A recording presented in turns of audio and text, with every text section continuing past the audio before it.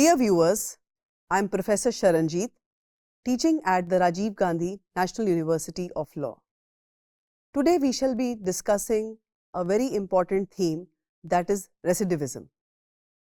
So we need to ask, why do we have prisons? Are the prisons only meant to keep criminals away from the society for the purpose of keeping the society safe? Has the objective behind penological thinking changed with changing times? And last, is it right to say, once a criminal and always a criminal? Dear viewers, at the very outset of this academic endeavor, we need to focus on what does the current penological system strive towards? The answer is the reformation of the wrongdoer into a law-abiding citizen after undergoing punishment or incarceration.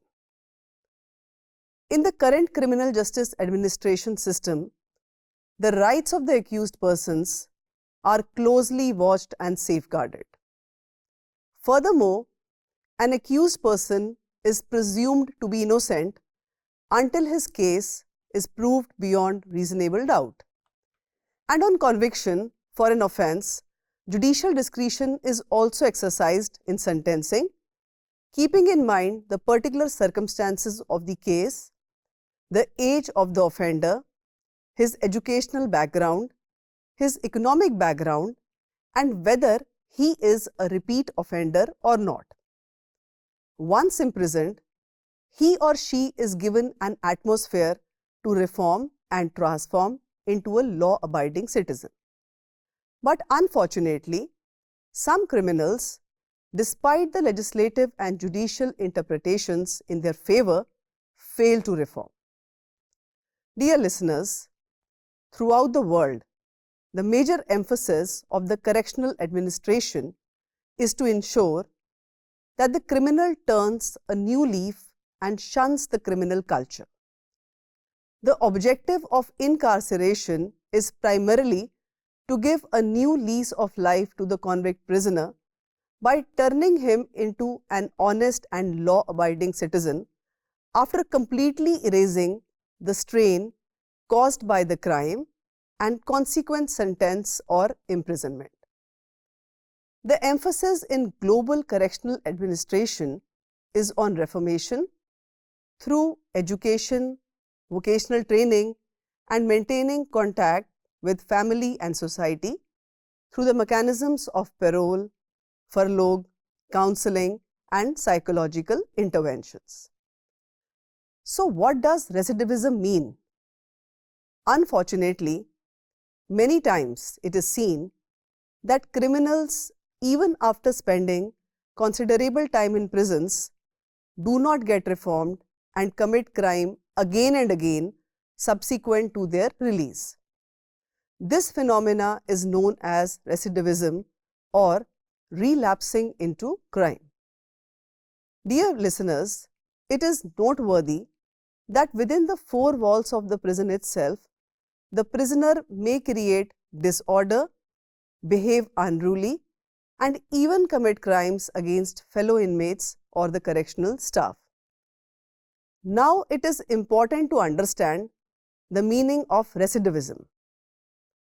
In simple language, recidivism is returning to the crime world even after suffering punishment. According to the Britannica Dictionary, a recidivist is a person who continues to commit crimes even after being caught and punished. According to Merriam-Webster, recidivism is a tendency to relapse into a previous condition, mood, or behavior. Now we shall look at the international perspective of this phenomena. Recidivism is a problem not only in the developing nations due to poverty or lack of employment opportunities. This phenomena is witnessed throughout the world as human beings share common personality traits and social and economic factors responsible for criminal behavior are somewhat similar.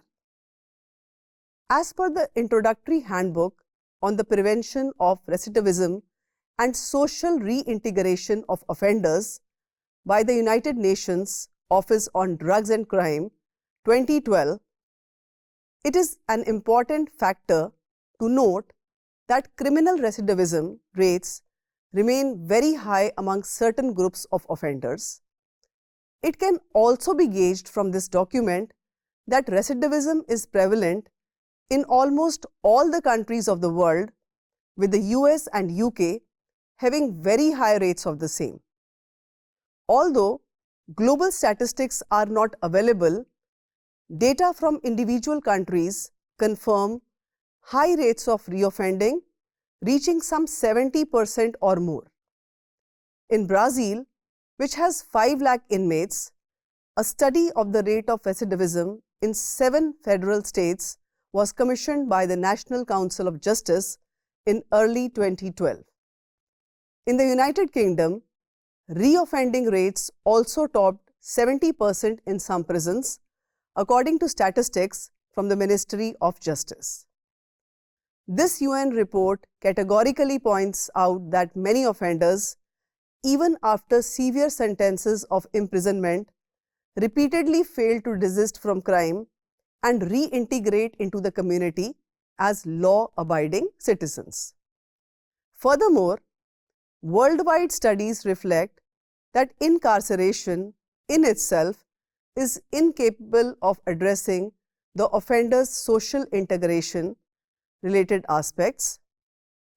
In this regard, it is noteworthy that even when solid prison programs have helped offenders make some progress during detention, that progress is often lost as a result of the lack of follow-up supervision and assistance on their release.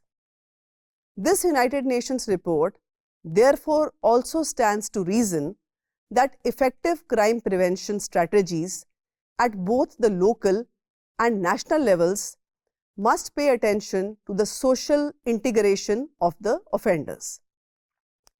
Dear listeners, from the global perspectives, it is important to note that the International Covenant for Civil and Political Rights and the Standard Minimum Rules for the Treatment of Prisoners, popularly known as the Nelson Mandela Rules, also emphasize the social reintegration of the prisoners.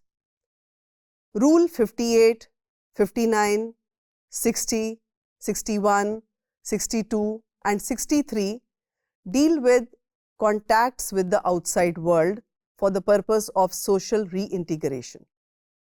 It is also important to refer to the United Nations Standard Minimum Rules for non-custodial measures, popularly known as the Tokyo Rules. These rules are intended to promote greater community involvement in the management of criminal justice, specifically in the treatment of offenders, as well as to promote among offenders a sense of responsibility towards the society.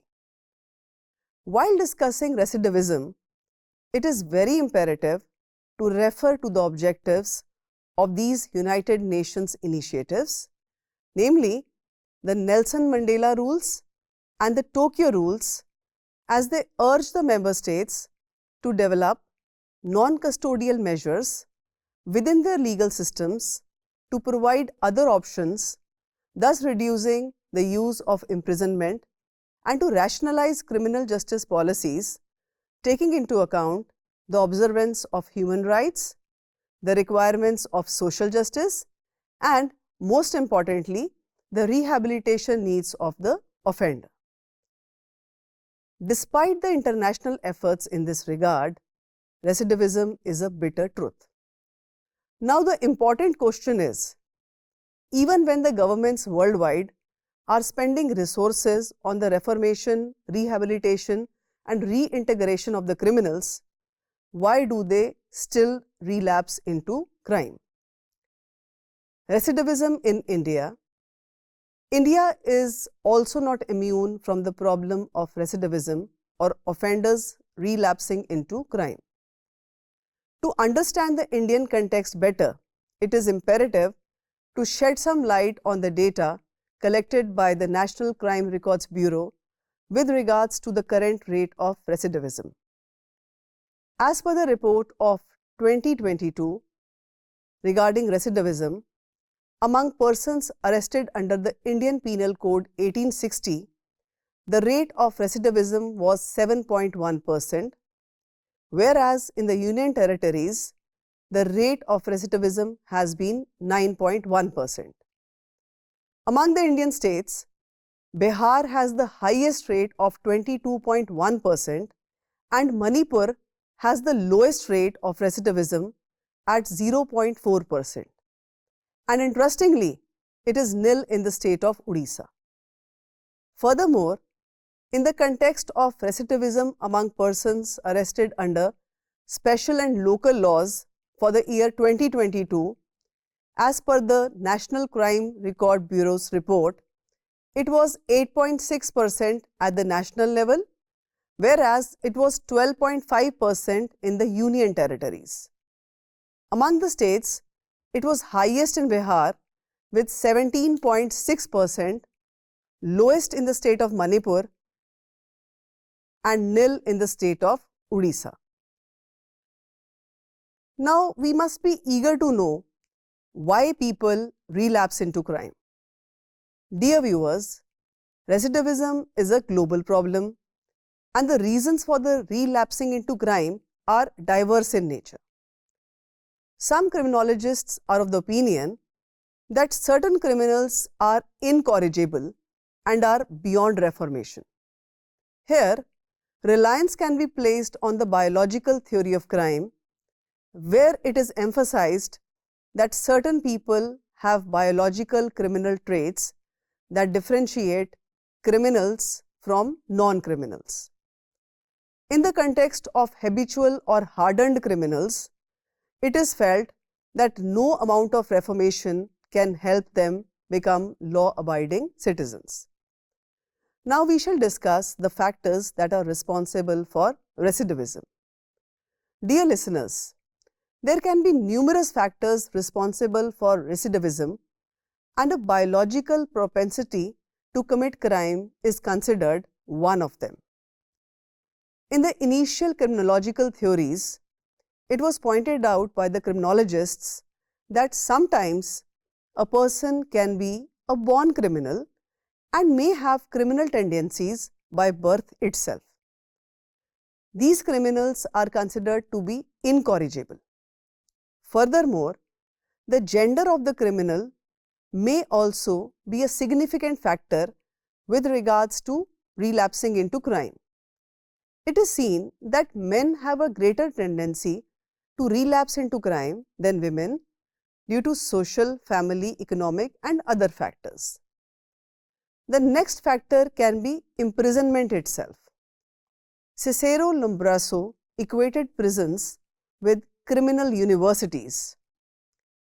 Wrongful influences during incarceration are particularly evident with respect to juvenile delinquents. Worldwide, it has been seen that during the prison term itself, the criminal may come into contact with other hardened criminals, and instead of reforming himself or herself, they may become more aggressive or develop criminal tendencies.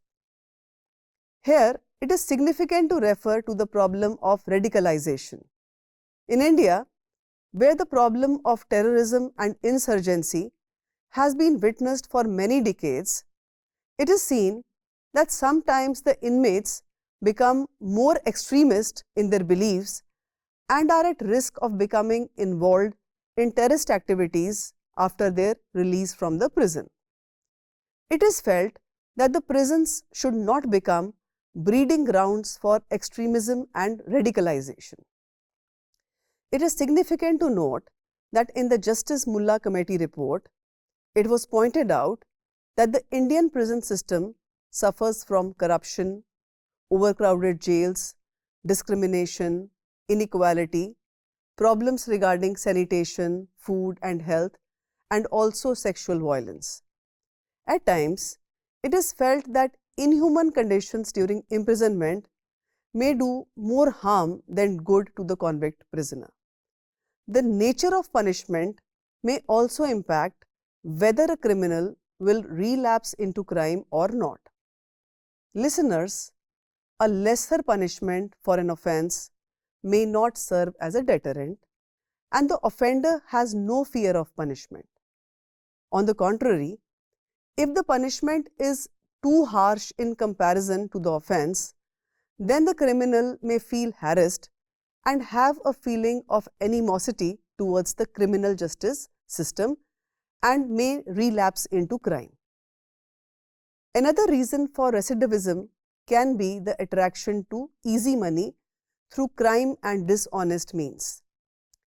In certain offences like peddling of drugs, human trafficking, manufacture and sale of illicit alcohol, petty organized crime, snatching, pickpocketing, the criminals can earn quick money, so even after undergoing the sentence, they repeat the crimes once they are out of jail without any fear of the law. This is aggravated by a lack of education and poverty. In the absence of employment opportunities, they have no other means of subsistence. Thus, poverty and a lack of education, resources, and skill development may also lead to a relapse into crime.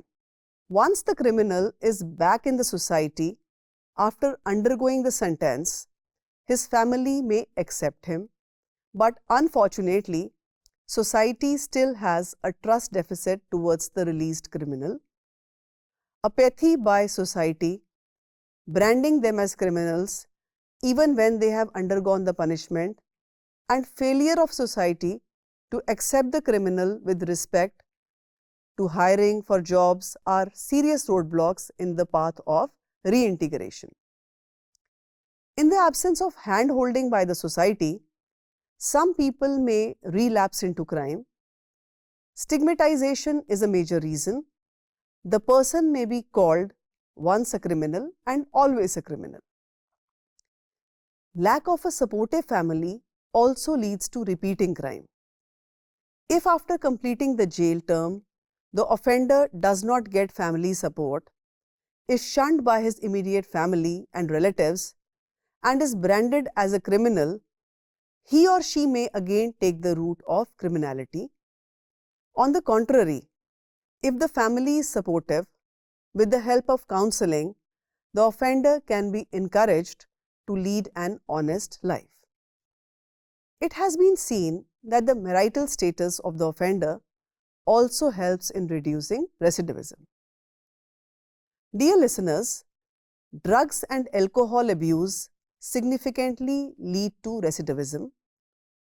Chronic drug abuse compels the addict to commit crime again and again for the purpose of procuring drugs.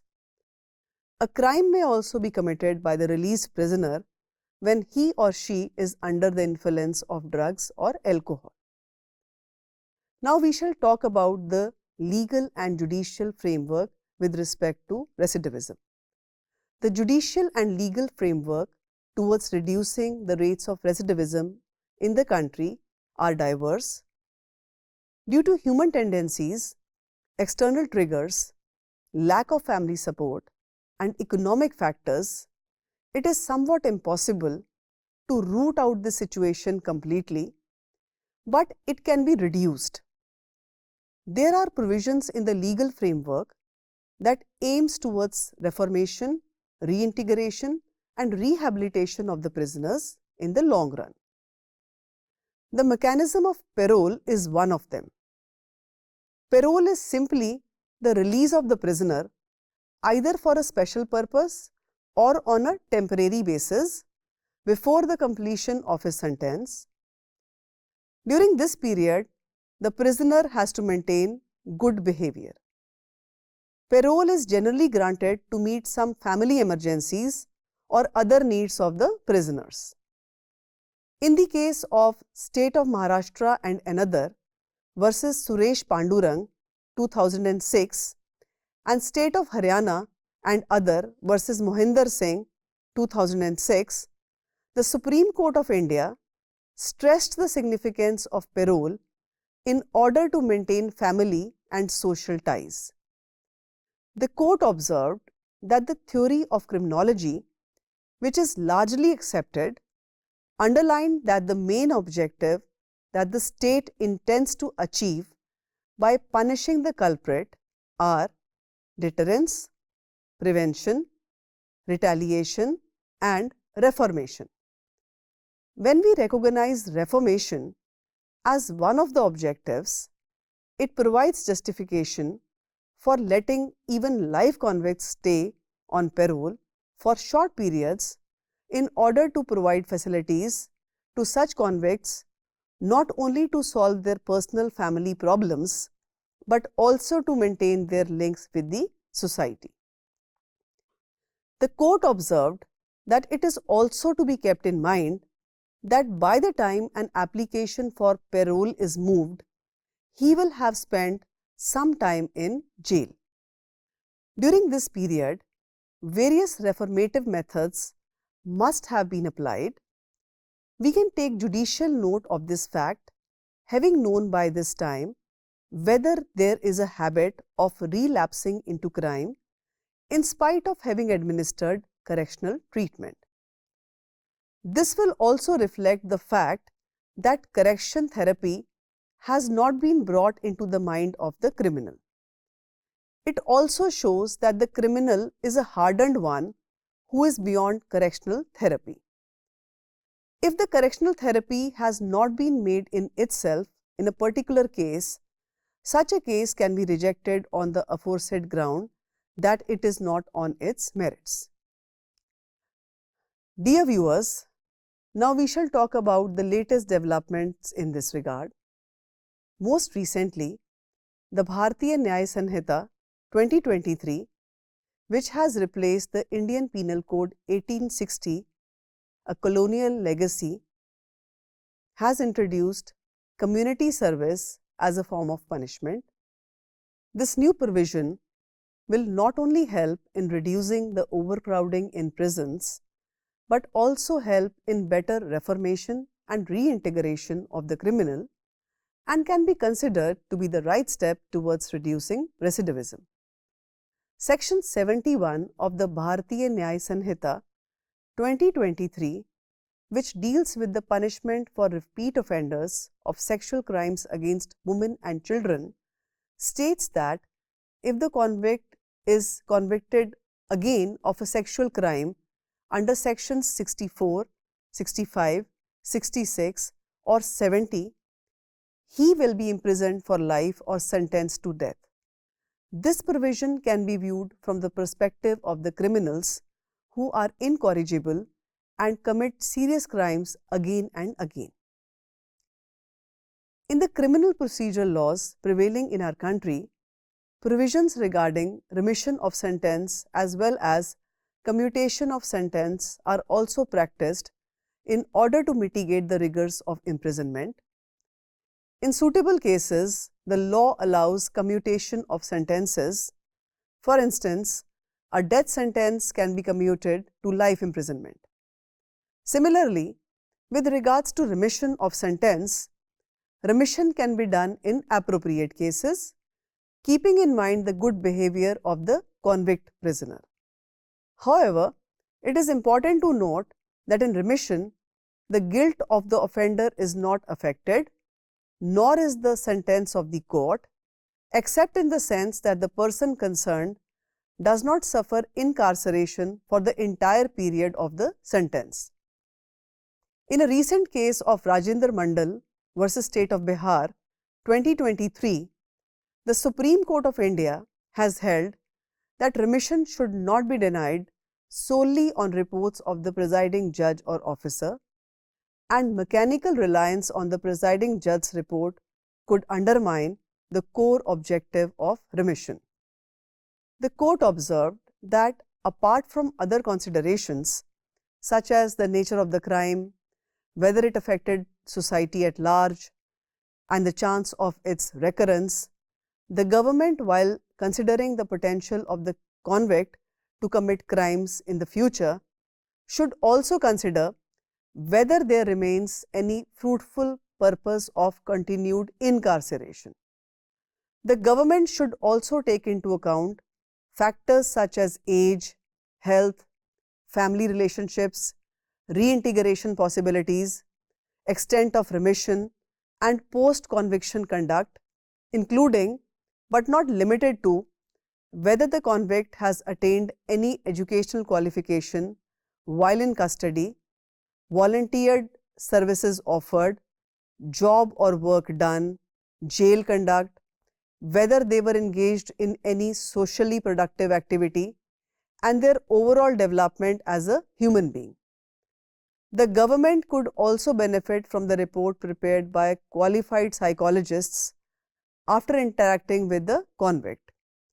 This would provide a more comprehensive understanding of the individual's post-conviction development, rehabilitation efforts, and potential for reintegration into the society.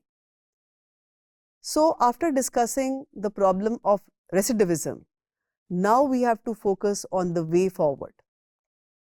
In the Indian context, the prisons are overcrowded and proper segregation of prisoners is not possible on the basis of the gravity of the crime. There is a dire need to create more prison infrastructure in the country so that the prisoners are segregated. Radicalization in jails is also an imminent threat that needs to be checked by proper segregation and classification of the prisoners. An alternative to imprisonment is also felt to be necessary. This will help in not only easing the prison population, but also assist in the reintegration of the prisoner more holistically. For petty offences, community service can be used and it will give promising results. Also, the probation of offender needs to be vigorously followed for the young offenders in our country convicted of minor offences. The mental health of prisoners is very important to prevent relapse into crime. Psychological services and counselling must be given to the prisoners, particularly just before their release from the prison. The prisoners can also be encouraged to restudy religious books during their incarceration. The prison management staff must make serious endeavours to modify the behaviour of the prisoners through interaction and healthy talks. Poverty reduction and increasing literacy rates must also be encouraged. If the prisoners post-release have some gainful employment opportunities, they will not indulge in crime due to economic considerations. The prisoners has to return to the society, and without societal support, he cannot actually reintegrate. The community must do the desired hand-holding and forget his past. In the historical context, it was said that every saint has a past and every sinner has a future.